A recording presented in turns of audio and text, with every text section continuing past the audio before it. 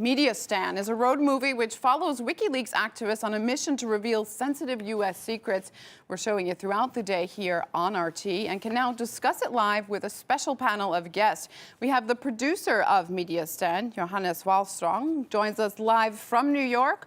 Also, Afghan journalist Enayat Najafizada, who joins us from Kabul. And then finally, we have WikiLeaks founder Julian Assange, who's on the line from London. Thank you all for joining us. In Mediastan, journalists search for media outlets to publish leaked documents. Let's first take a look at a clip from the film, which gives viewers an idea of some of the reactions that you got. От нас, от журналистов, пока не требуется такого жесткой критики. Хотели бы все-таки с нашим главным редактором это вопрос согласовать. С Умедом Маханом. Американская, может, из-за этого. Ну да. А в принципе ведь Радио Свобода является, как бы сказать, финансируется ведь американским госдепом. Конгрессом. Конгрессом. So Radio Free Europe, financed by the Congress. To say the least, some of the reactions were, we can't do this. Julian, is that what you expected, these kind of responses to WikiLeaks, to the WikiLeaks offering, I should say? Well, we didn't know, and so this was really a test of the media environment throughout the Central Asian region and moving beyond to London and New York. That's what makes this documentary so interesting, is that we have different media organizations in different countries, but all starting out at the same place.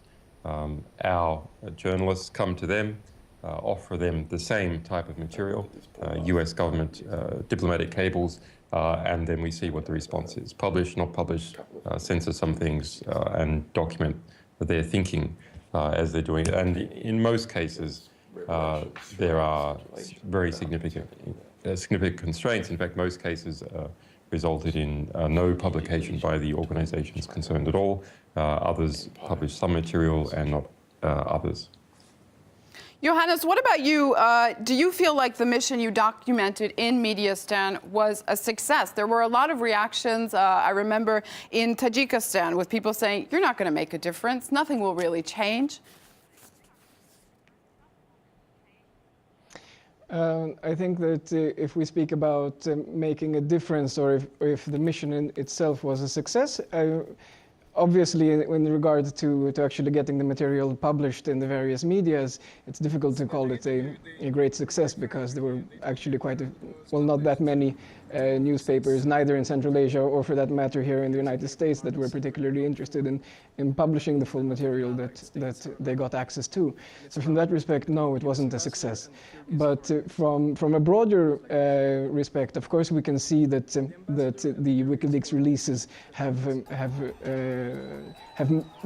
made a large impact, I can say, and they have changed the way that we interact with media since then.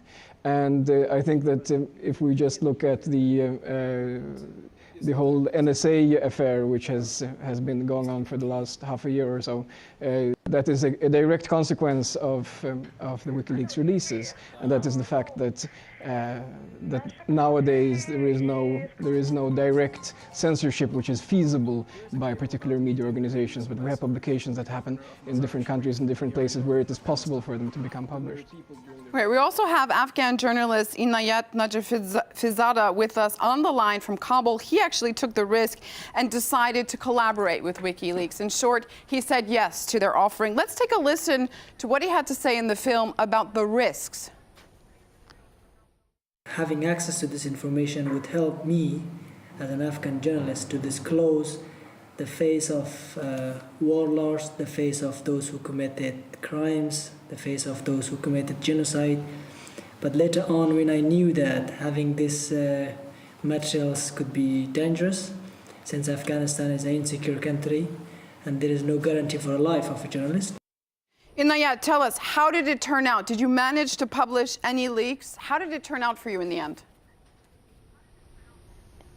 Well, for some times we decided to take these diplomatic cables from WikiLeaks and work with some Afghan media organizations in Kabul and in many other provinces to work with some local organizations as well to publish, to make stories out of these cables. But unfortunately, later we found out that having these materials with ourselves might be life-threatening, and would be difficult for Afghan media organizations to make stories out of them. I want to talk a little bit more about the actual channeling of these revelations, of the leaks, and your challenge. I mean, the film obviously proves how difficult it was across Central Asia, per se, but let's talk about the United States. Bradley Manning, now Chelsea Manning, decided to blow the whistle on U.S. Army violations. He did so before going to WikiLeaks, and he was turned down by the media as well. Why do you think that happened, Julian? Sadly, it's no surprise to me. I can't talk about the specific case, of course, but we've dealt with many others. You know, all media organizations that are any size get invited to sit at the table of power. And that's because they become powerful organizations in their own right, and people want to curry favor with them as an organization, with individuals in the organization. And so they eventually become part of the very family that they claim to be holding to account. But another whistleblower, Edward Snowden, used the media and not WikiLeaks to channel his revelations. Don't you think that's a good sign that he was able to do it through the media? Well, I think it's quite sad, actually. Edward Snowden didn't go to, in fact, the media. He went to someone that's closely associated with us, a specific journalist, Glenn Greenwald, and another specific journalist, Laura Poitras, who are the most prominently coupled journalists to WikiLeaks. Glenn Greenwald, for his part, was then working with The Guardian, has left The Guardian as a result, in part, of the censorship by The Guardian of that material. To date, less than 0.05% of the Snowden documents have been published. The majority of the media are still reluctant to challenge the government, like you said. And speaking of Glenn Greenwald, recently he reprimanded journalists across the globe for not standing up to the government. Let's have a listen to what Glenn Greenwald had to say at a recent IT conference in Hamburg. What it is that we were targeting is in the behavior of the media over the past 6 months as these revelations have emerged almost entirely without them and despite them. The role of the U.S. media and their British counterparts is to be voices for those with the greatest power and to protect their interests and serve them. Johannes, I want to ask you, is it as bad as Greenwald is saying?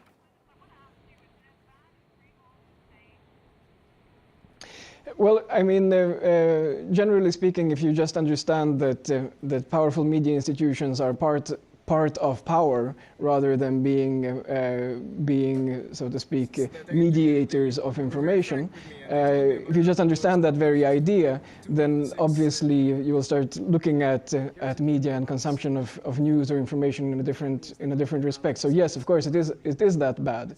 And if we look at an institution such as the Washington Post, which was one of the first institutions that had access to Snowden's NSA documents, they decided not to publish anything, and I mean practically didn't publish anything.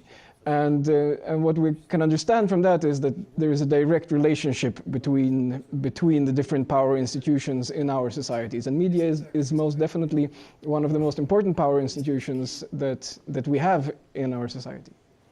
Well, of course, the examples of Manning and Edward Snowden, your example, Julian, of course, showed us what revealing, the cost of revealing, I should say. As days go by, you still don't know your fate. Have you started having any regrets? Not at all. Let's look at the shift in development over the past 3 or 4 years. The internet has gone from a politically apathetic space to a new international body politic, which is just starting to find its feet. Edward Snowden was motivated largely by Bradley Manning, both by the success of his revelations and by the ill treatment of him in prison, demonstrating that the US government lacks moral authority, and it is not possible to change the system from within. This very conversation is part of that process. So I am, to a degree, optimistic that there is a new international cultural consensus forming. It is largely embodied within the generation of young people between the age of 15 and 35, and it becomes to a war between an older generation and the large body of the younger generation. The older generation is simply going to lose. An important part of this process has been demonstrating that the old media organizations are simply a branch of the establishment power within their societies. It wouldn't come as any surprise that the US Army would not, say, publish US government diplomatic cables. That's no surprise. But we simply should also not be surprised that the New York Times censors material, or the Washington Post censors material, the Guardian, or the Central Asian republics newspapers censor. They are power institutions, they have interests. What has gone on historically is that they have been very hypocritical institutions in pretending that they are always free to publish anything that is truthful and that the public is interested in. That is false, and that is the illusion that needs shattering. RT, many other organizations, they have a power interest. RT is naked about its power interest being a Russian perspective. All media organizations are based somewhere within power, and we must see what their power interest is and not assume that there isn't one. The propaganda that there isn't one is simply false. That's interesting that you say that. Here at RT, we certainly don't hide who we are, where we come from, and what we want to talk about. How deep does it go in the mainstream media? Because I certainly meet a lot of people over the years I've worked here that believe they're true journalists. They're doing the right thing. And obviously you're talking about some decisions that are made on the corporate level at very high levels. How far down does it go? Do these journalists that work for the mainstream media understand what's really happening? Well, look, the best ones do. There's a lot of fine journalists working at the New York Times, Associated Press, and elsewhere, and they use their media institutions just like the rest of us use Shell in our car. They see that it is a network and a process, a distribution system, but they don't buy the rhetoric. It is simply a tool to be used to get out what they can, try and pass through the filters that they can. The problem is there is a sort of cultural blinkering that occurs over time for many of the people that are in that system for years and years, whereby they are simply not capable of recognizing the censorship that is occurring. That it goes on for so long, it becomes imbued into the subconscious. So they do not even have the thought of a story that might be censored by their editors. They're so experienced at not succeeding along particular directions, or being smacked down, or seeing other people disciplined or fired, that the very thoughts cease to occur to them. Johannes, I want to ask you about the price, again, that whistleblowers have to pay. Edward Snowden also, like Julian, saying he has no regrets, but he became the most wanted man in the world, gave up his family, his job, still doesn't know his fate. How long are whistleblowers going to have to pay this kind of price? Well, you see, if you think of the price that he pays, then compared to the actual impact that this price results in, then it's not a very high price, if we put it this way. And the reason why I'm saying this is that if you think of it, if you think of an occurrence as this, if it were to happen a few years ago, then Snowden would most likely be in prison, and we would most likely not even know of the existence of any of the NSA documents. So from that point of view, the price that he would have paid a few years ago would have been much, much higher compared to the impact that it would have resulted in. And today, I would say that considering the fact that the monopoly of information has become, has to a large extent shattered, because of this, the system of censorship that we can see inside the big media institutions such as the New York Times or Washington Post, or for that matter, any of the large Swedish newspapers, the country where I'm from, that these monopolies, they've become irrelevant.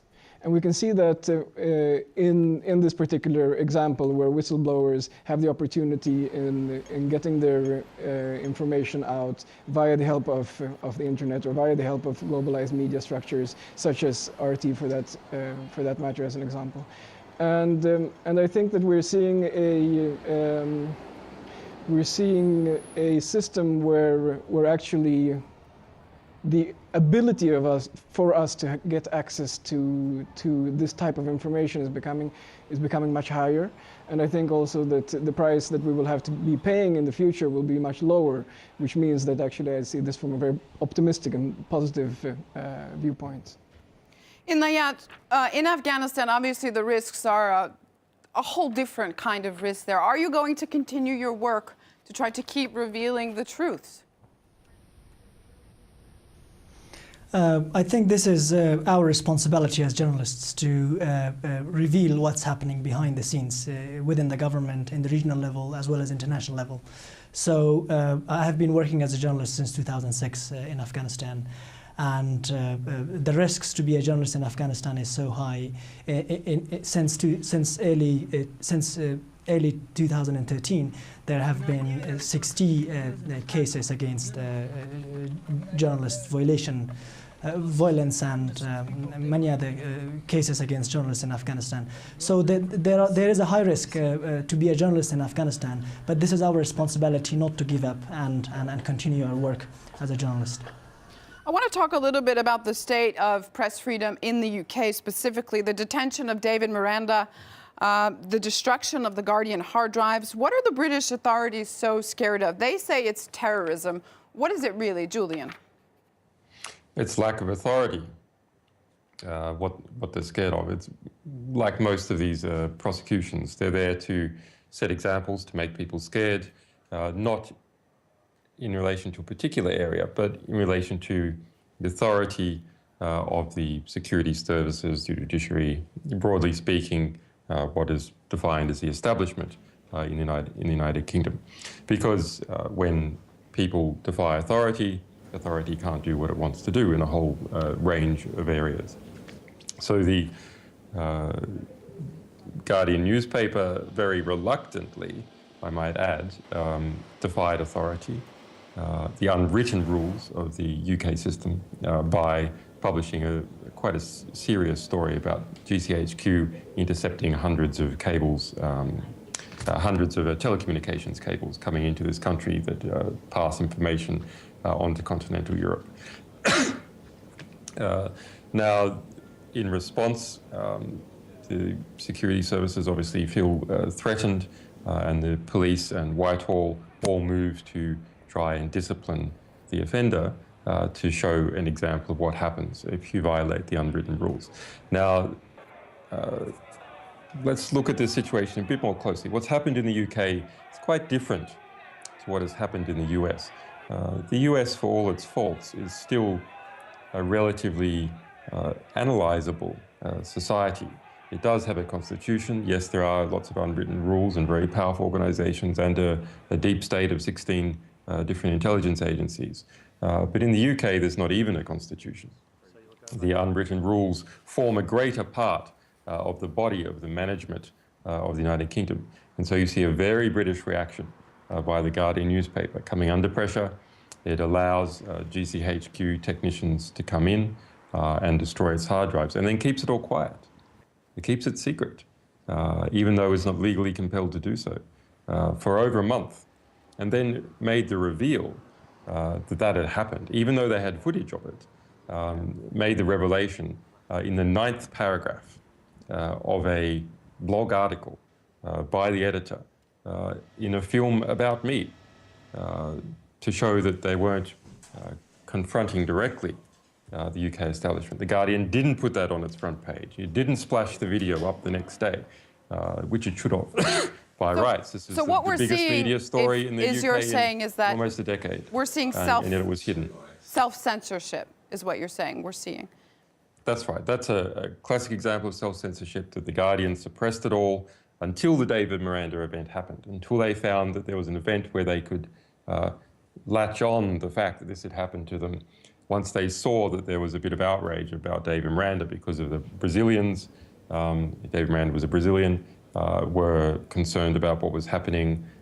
He's a homosexual, so the homosexual lobby was concerned about what is happening. He was simply a spouse of Glenn Greenwald, so those people who felt that there should be a barrier between work and family life, that was an effective lobby. So they simply injected the revelation that they had destroyed their own source material, that they had allowed intelligence agents into the Guardian office.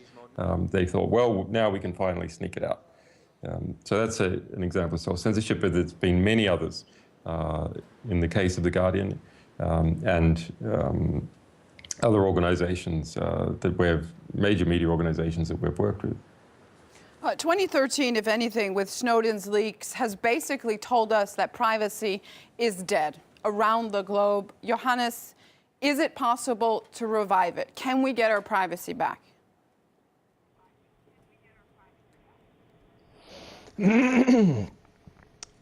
I mean, getting our privacy back is pretty much the same kind of question as can we get democracy back, or can we get freedom of information back? And in my point of view, this is a process that you have to strive for, particularly more or less every day. And in that respect, there are many different things that can be done, but the most important part is building public awareness about these issues. So if we speak in particularly about privacy, I think that many of us, now that we know that that our emails are continuously read, or that our telephones are tapped, we can start thinking about different technical ways of solving this issue. But the most important first step is that we started to speak of it. And if we speak about, for example, freedom of information or sort of more broader democratic issues, then obviously the first step is to start discussing what are the limitations that we exist in, and how can we try and solve these problems. So Julian mentioned the self-censorship at the Guardian, and I think that this is actually a very important it's a very important topic that we should kind of try and see from a certain point of view. So, for example, this film which RT is showing that we have done, Mediastan.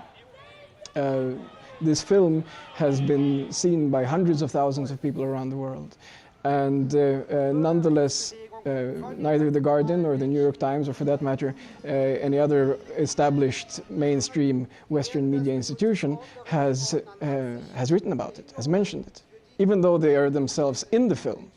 So in order to address a problem, and the problem is, say, for example, self-censorship or control or relationship between media institutions and power, or if it's a question of our integrity and our ability to communicate freely without interception, the first obstacle that we must get over is the obstacle of actually speaking freely about these troubles.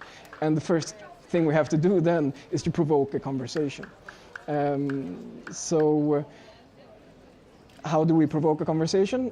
Hopefully, by having the conversation outside of the system, we can have it large enough, either to the extent that we make the established structures irrelevant, so that we just ignore them. If they ignore the conversation, if they ignore the NSA, if they ignore problems within freedom of speech, then we can ignore them and they become irrelevant. Either that, or our conversations will become part of the mainstream, will become part of this of the system, and by doing that. But will it I be think enough? change, Will it be enough? That's the question. Because like you said, hundreds of thousands of people have seen this film, probably hundreds of thousands more will see Mediastan. But you have governments, you have neoconservative polls, and I want to ask Julian about this, in the US that show when people are asked whether or not they would mind surveillance if it protects them from terror attacks, they say no, they won't mind.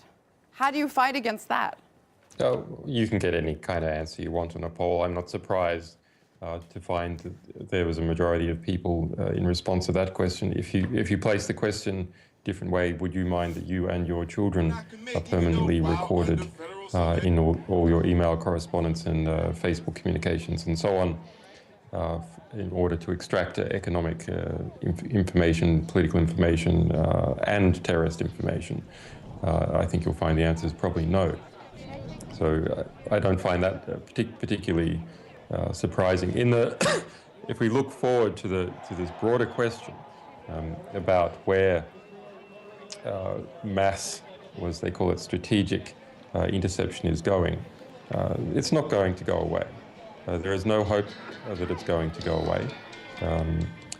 What's the nearest analog if we go back in history? Well, there's another strategic weapon, nuclear weapons. If we go back to the end of the Cold War, US, Russia, with nearly 10,000 nuclear weapons each, capable of destroying the world many times over, a large lobby that didn't like that, many movies showing about how bad it was, a very expensive system to maintain. No need for them to any significant degree after the Cold War. The US could have reduced its numbers down to 200 without any significant problem, and yet it still has 5,000-6,000 nuclear weapons. So these powers do not give up voluntarily any sort of significant ability to control the world like that, let alone one that is invisible, intangible, complex, and decreasing in cost by 50% every 18 months. And that's the case for the mass surveillance that is occurring around the world. It's not going to go away. The only thing that we can hope for is that we have increased ability to surveil the results, to make sure the results are not just going to one particular power faction. So it's not an information apartheid that has been generated. And the other is for new technology to develop, some of which is already around, used by us and some other specialists to protect the core of the opposition, if you like, to this NATO-based group, which controls now more than 80% of global military expenditure is in the hands of just one group. If it gets to the case that we have global surveillance and global military expenditure all in the hands of one group, then you can see what the result is going to be. We're going to have a very oppressive worldwide dystopia with maybe a few Chinese banks.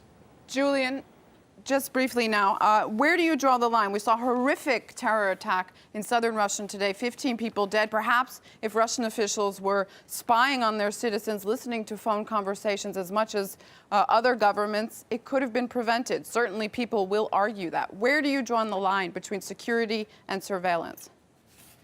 Yeah, it's an interesting question. Of course, the situation there in Russia has causes. It has a situation in the Caucasus where you have men and women who end up in a situation where they have nothing to live for, where they think they can throw away their lives because their husbands have been killed in war, where the opposition has been fractured and is not unified, so there's no deal that can be done. So there's other ways of dealing with this situation as well as spying, but of course every country, properly stated, every truly independent country needs an intelligence service to make sure it stays that way. And there needs to be some kind of ability to monitor groups that engage in real not threats of violence, but actual violence. But I mean, that can be done with targeting. It's been shown as a result of these NSA disclosures that, in fact, the mass surveillance on the American population, on the to all the telephone records of every single American, has stopped precisely 0 terrorist attacks. So, as you might expect, it's much better off targeting specifically and with great intensity those people that you know making some kind of plot, and because the world is connected, feathering out into those they associate with and inspire. Thank you all so much for taking part in our live panel discussion about Mediastan surveillance and other leaks. Julian Assange live from London, Johannes Wahlstrom live from New York, and Enayat Najafizada live from Kabul. Thank you so much for being with us.